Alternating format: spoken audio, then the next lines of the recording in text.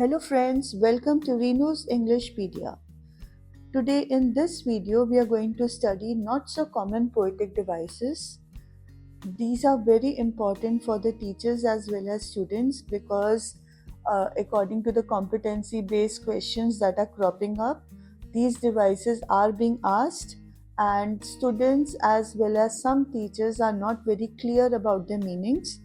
So let's get started on this important journey. Poetic devices are special tools special tools मतलब कुछ ऐसे तरकीबें जिससे जो हमारी राइटिंग है, हमारी पोइट्री है, हमारा लिटरेचर है, that becomes more interesting. It helps to spark emotions and helps to paint vivid pictures in a readers mind. ये हमारे इमोशंस को और विविड बनाता है और उनको लार्जर देन लाइफ हमारे इमोशंस बनाता है और एक पिक्चर क्रिएट करता है हमारे माइंड में, जिससे हम जो राइटर कहना चाहता है उसको बेटर समझ पाते हैं. इसीलिए ये जो पोएटिक डिवाइसेस हैं, लिटरेरी डिवाइसेस बड़े इंपॉर्टेंट होते हैं whenever we attempt to write something new and creative. So the first literary device we are going to study is foreshadowing. अब foreshadowing का मतलब होता है कि जो आने वाली बात है उसका हमें ऑलरेडी हिंट मिल जाता है किसी नरेटिव में. जब ऐसा कोई हिंट, कोई फ्रेज या कोई लाइन कोई ऐसा हिंट देती है उसको हम फोरशैडोइंग बोलते हैं. और फोरशैडोइंग के लिए मतलब इम्पॉर्टेंट क्यों है? Because it builds anticipation. हमारी जो एंटिसिपेशन है वो बढ़ जाती है, हमारा सस्पेंस बढ़ जाता है and it prepares the reader for future developments. Reader को अवेयर करवाता है कि आगे चलकर उस लिटरेरी वर्क में क्या होना है. For example, when a character in a novel says I have a bad feeling about this, तो वो सजेस्ट कर रहा है कि कुछ जो होने वाला है स्टोरी में that is going to be ominous, something very bad, something evil. So this kind of predictions are known as foreshadowing. The next literary device is allusion. Now, allusion refers to a well-known person, event or work of literature in writing. इसका मतलब है कोई mythological character है, कोई folklore है, कोई folk tale है या कोई famous person है writing में, जैसे Rapunzel हो गई या फिर mermaids हो गए. जब हम इस तरह के इवेंट्स को रिफ़र करते हैं, कैरेक्टर्स को रिफ़र करते हैं, तब उसको एल्यूजन बोला जाता है. अब एल्यूजन क्यों यूज़ होता है? It is used in a flashback. It enriches the text by connecting and associating cultural और हिस्टोरिकल इवेंट्स. जो इवेंट्स रीडर हो सकता है फेमिलियर हो, उनके साथ को रिलेट करते हैं, लिंक करते हैं और उन चीज़ों को रिफ़र करते हैं so that a parallel can be drawn, right. उनको मतलब एक बंदे के साथ हम पैरेलल क्रिएट कर रहे हैं, एल्यूट कर रहे हैं so that we can better identify with that person. So इसका एग्जाम्पल है जब हम कहते हैं he was the real Romeo with the ladies. तो who is Romeo? Romeo was a very charming man, a very gallant man who was deeply in love with Juliet. तो हम उसमें रोमियो की इमेज को इवोक करते हैं, create करते हैं from Shakespeare Romeo and Juliet, and it describe someone charming. जो विमेन के साथ, जो लेडीज़ के साथ बहुत चार्मिंग होता है उसको रोमियो बोला जाता है. So this device is known as allusion. Next literary device is irony. Irony का मतलब होता है a contrast between what is anticipated and what actually happens. मतलब हम जो सोच रहे हैं होगा और जो एक्चुअल में हो जाता है उसके बीच में जब ऑपोजिट होता है, कंट्रास्ट होता है, तब उसको आयरनी बोला जाता है. आयरनी का एम होता है to create a sense of surprise और ह्यूमर इन राइटिंग. वो हमारे को सोचने पे भी मजबूर करता है, हमारे चेहरे पे एक स्माइल भी लाता है और वो एक गैप शोकेस करता है. जो एक्सपेक्टेशन है और रियलिटी के बीच का जो गैप है उसको दिखाता है, दर्शाता है in an engaging way, in an attractive way for readers. Readers उसको पढ़ के एन्जॉय करते हैं, उनको मज़ा आता है and at the same time उनको एक इम्पॉर्टेंट लेसन भी मिलता है. अब आयरनी जो है वो दो तरह की आयरनी होती है. One, there is dramatic irony and then there is situational irony. Dramatic irony होती है कि जब ड्रामा में हम जो एक्सपेक्ट कर रहे हैं उसका ऑपोजिट हो जाए, it is dramatic irony. And situation होता है जैसे रियल लाइफ सिचुएशन में हम कुछ और एक्सपेक्ट कर रहे हैं और कुछ और हो जाए, so that will become a situational irony.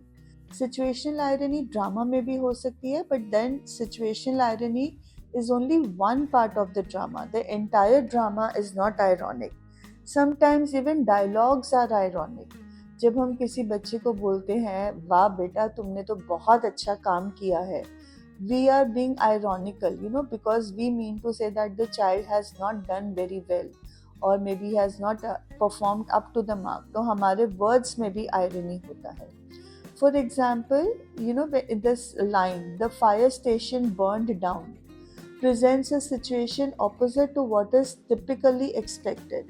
Fire station जो दूसरी जगहों पे आग बुझाता है, that station is burning down. That's a situation which is completely opposite to what one would expect. So that is why we say that there is irony in this line, that the fire station burned down. Okay. The next literary device is euphemism. Euphemism का मतलब होता है जो harsh difficult words या concepts होते हैं जो हमें तकलीफ़ देते हैं, ऐसी सोच होती है, उसको हम माइल्ड इनडायरेक्ट वर्ड्स के साथ रिप्लेस करते हैं।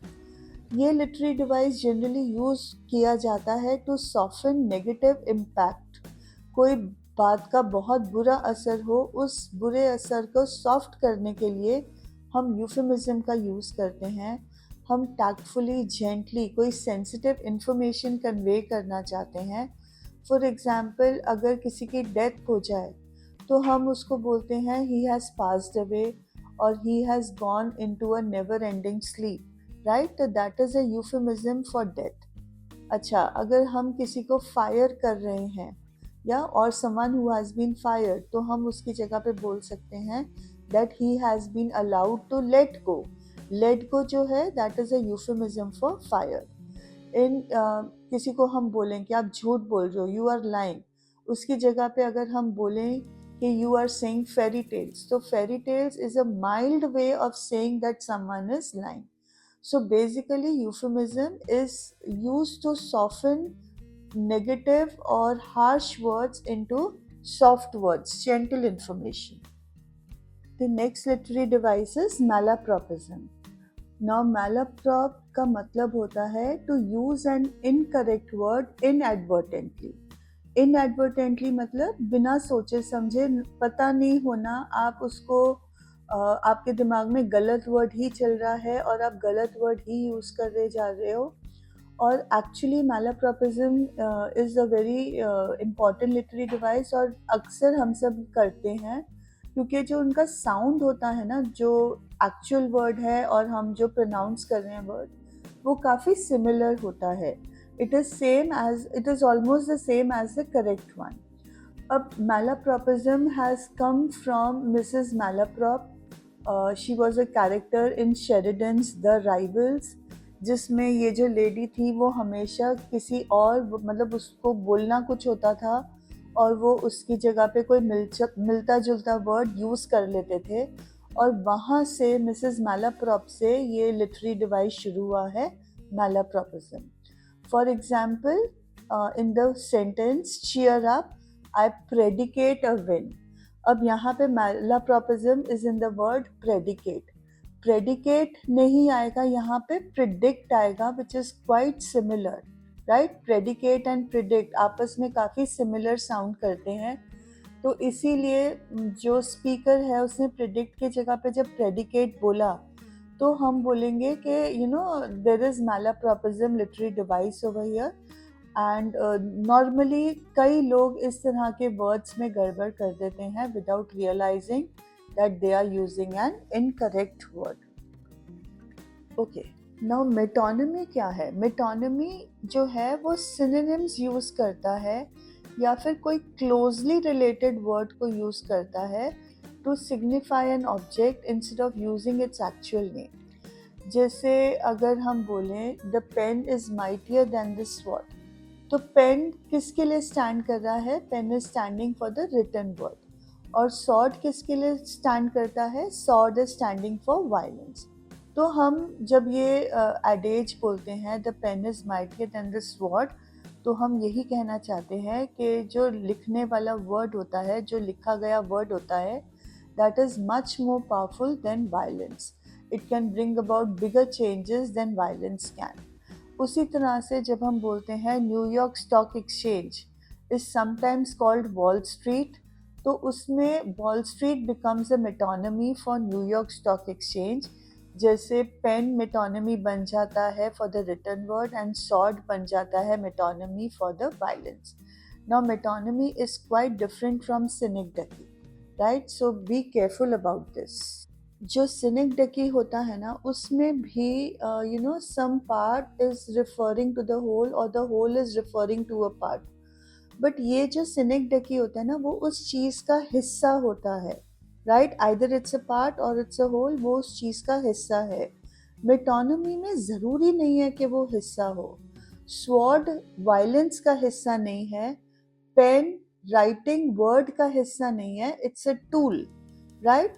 उसी तरह से अगर हम वॉल स्ट्रीट की बात करें, तो wall street does not mean the New York stock exchange, right? Wall street पर बहुत कुछ है, but it has become synonymous with New York Stock Exchange.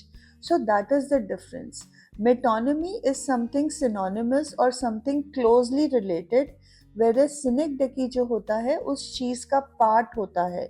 So be very careful about this slight difference in their meanings.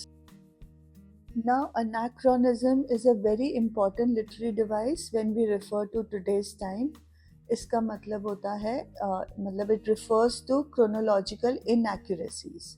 Chronological inaccuracies का मतलब होता है जैसे आज के टाइम पे हमारे लिए मोबाइल फ़ोन, सैटेलाइट डिश होना बड़ी कॉमन बातें हैं. अब बच्चों के हाथ में लैपटॉप होना बड़ी नॉर्मल बातें हैं. But if we go 75 years back, 100 years back, अगर उस टाइम पे हम देखें कि स्टूडेंट्स के पास मोबाइल फ़ोन है या लैपटॉप है या घरों में सैटेलाइट डिश लगी हुई है, राइट? तो that will become an anachronism. It is not something chronologically accurate. So in such cases we say that this literary device has been used. Okay, the next literary device is chiasmus. Chiasmus का मतलब होता है rhetorical reversal of the order of words in the second of the two parallel phrases. मतलब आपके पास दो phrases दिए गए हैं, दो parallel phrases दिए गए हैं, और जो second phrase होगा उसमें there will be a rhetoric reversal in the order of the words. For example, he went to the country, to the town went she. Normal line में हम कहते हैं कि he went to the country and she went to the town. अब ये दोनों parallel phrases हैं. The first part he went to the country, इसमें कोई रिवर्सल नहीं है. But in the second phrase to the town went she, तो she went to the town को हमने रिवर्स कर दिया है और हम उसमें लिख रहे हैं to the town went she. So it becomes a chiasmus. Second example है he came in triumph and in defeat departs. तो again there are two phrases, parallel phrases, कि वो ट्रायम्फ में आया but he departed in defeat. But उसको chiasmus के format में अगर हम लिखें तो it will become and in defeat departs. In the literary device hyperbole, we use exaggeration for emphasis or dramatic effect. मतलब हम किसी चीज़ को एग्जैजरेट कर रहे हैं किसी चीज़ को एम्फेसाइज करने के लिए या एक ड्रामेटिक इफेक्ट क्रिएट करने के लिए. Exaggeration for show off is not hyperbole. बच्चे अक्सर इस बात को समझ नहीं पाते हैं, but it's important. I have 1,000 cars, I have 5 palaces. So this will not become hyperbole, it is only exaggeration for show off. पर जब हम कहते हैं कि she wept bucket full of tears, तो bucket full क्या हो जाता है? क्या कोई इतना रो सकता है कि बाल्टियां भर जाएं? बट हमने एक ड्रामेटिक इफेक्ट क्रिएट किया है बताने के लिए कि वो बहुत रोई. एग्जैजरेशन किया है बताने के लिए कि वो बहुत रोई. So that is hyperbole. For example, in the sentence, I've told you a million times. यहाँ पे million times में exaggeration है क्योंकि no one is going to say a line million times. But ये हाईलाइट करता है जो स्पीकर है उसका एग्जैस्परेशन, उसका अनॉयंस कि कितनी बार तुम्हारे को सेम बात बता चुके हैं. So in such cases we say that hyperbole literary device has been used. The last literary device we'll be studying in this video is symbolism. Symbolism use करता है objects को, characters को या actions को to represent abstract ideas. Symbolism किसी भी चीज़ में depth add करता है, layers of meaning add करता है to any part of writing, right? For example, अगर हम dove की बात करें तो डव, जब हम डव यूज़ करते हैं राइटिंग में, इट इज़ सिम्बलाइजिंग पीस. जैसे रेड रोज सिम्बलाइज करते हैं love. So you know these all are symbolisms. Now symbolisms, you may confuse symbolism with other literary devices like metonymy and all that, but metonymy थोड़ा सा different है. मतलब वो उस चीज़ से related होता है. सिम्बॉलिज्म रिलेटेड नहीं होता है, हमने उसको रिलेट किया है. जैसे लव के साथ रेड रोज रिलेटेड नहीं है, राइट, बट हम उसको रिलेट कर रहे हैं. मेटोनमी में वायलेंस के साथ स्वॉर्ड रिलेटेड है, but it is not a part of violence, इसीलिए वो मेटोनमी है. सिम्बॉलिज्म में वो उसके साथ रिलेटेड नहीं है, हमने उसको डेलिबरेटली अपने दिमाग में या राइटिंग्स के थ्रू या एक्शंस के थ्रू रिलेट किया है, इसीलिए वो उस चीज़ का सिंबल बन जाता है. तो इन चीज़ों में we have to be very very careful. What is the difference between synecdoche, metonymy and symbolism? Be very careful about this.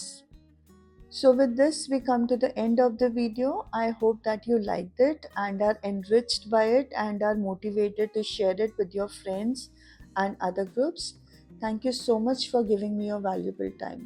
Really appreciate it. Thank you so much, and do comment after you see the videos. It greatly motivates me to keep on posting new videos.